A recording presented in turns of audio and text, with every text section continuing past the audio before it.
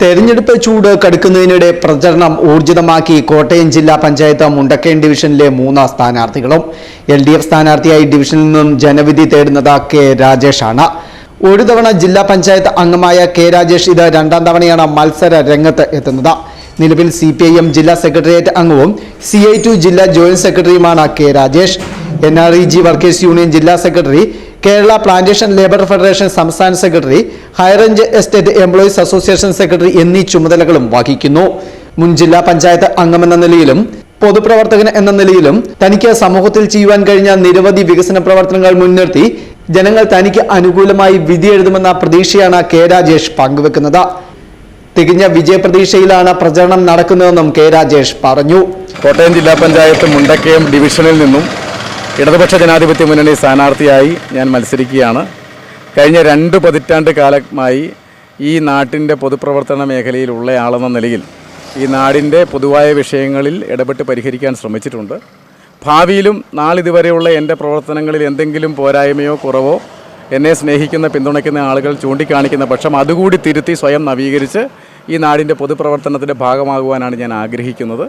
കഴിഞ്ഞ കാലങ്ങളിൽ ജനങ്ങളോടൊപ്പം ജനപ്രതിനിധിയായി 2015-20 കാലയളവിലും അതിനു മുമ്പും അതിന് ശേഷവും പൊതുപ്രവർത്തകനായും എന്നെ സമീപിക്കുന്ന ഏതൊരാളുടെയും പ്രശ്നങ്ങളിൽ ഇടപെടുവാനും എൻ്റെ കഴിവിനനുസരിച്ച് അത് പരിഹരിക്കുവാനും ഞാൻ ശ്രമിച്ചിട്ടുണ്ട്.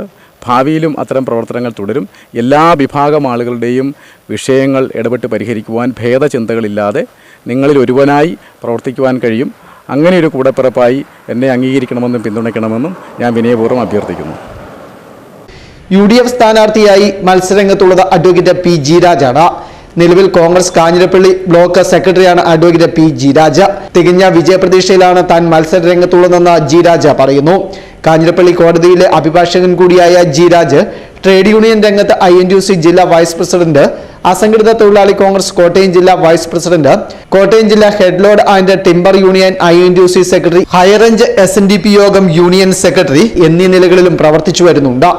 പ്രചരണ രംഗത്ത് തങ്ങൾക്ക് അനുകൂലമായ നിലപാടാണ് ജനങ്ങൾ സ്വീകരിക്കുന്നതെന്നും തികഞ്ഞ വിജയപ്രതീക്ഷയിലാണ് പ്രചരണം ഊർജിതമാക്കിയിരിക്കുന്നതെന്നും UDF സ്ഥാനാർത്ഥി അഡ്വക്കേറ്റ് P. G. രാജ് പറഞ്ഞു. കോട്ടയം ജില്ലാ പഞ്ചായത്ത് മുണ്ടക്കയം ഡിവിഷനിൽ നിന്നും ഐക്യ ജനാധിപത്യ മുന്നണിയുടെ സ്ഥാനാർത്ഥിയായി മത്സരിക്കുകയാണ് ഞാൻ.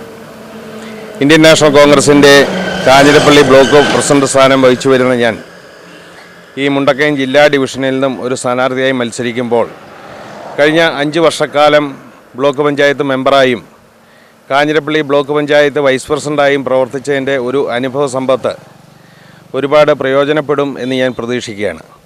തദ്ദേശ സ്വയംഭരണ സ്ഥാപനങ്ങളിലേക്കുള്ള തെരഞ്ഞെടുപ്പിന് വലിയ പ്രാധാന്യമുണ്ട്. കാരണം പ്രാദേശികമായ വികസന പ്രവർത്തനങ്ങൾക്ക് നേതൃത്വം നൽകുവാനും ജനങ്ങളുടെ അടിസ്ഥാന ജീവിത സൗകര്യം വർദ്ധിപ്പിക്കാനുമൊക്കെ ഇന്ന് ത്രിതല സംവിധാനങ്ങളിലൂടെയാണ് പദ്ധതികൾ പ്ലാൻ ചെയ്തു വരുന്നത്.